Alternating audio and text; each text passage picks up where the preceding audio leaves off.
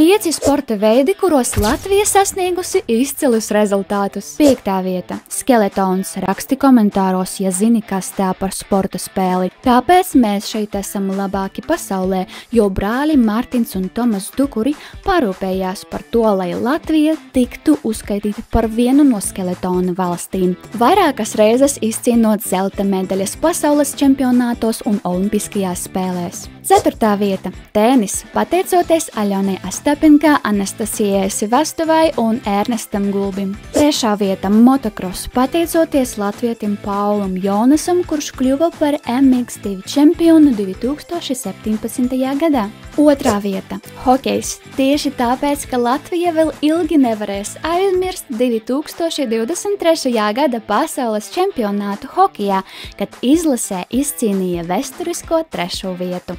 Un 1. vieta – basketbols, jo 2023. gadā mēs izcīnījam 5. vietu pasaules kausa ietvaros. Raksti komentāros, ja kādu no sporta veidiem mēs esam aizmirsuši.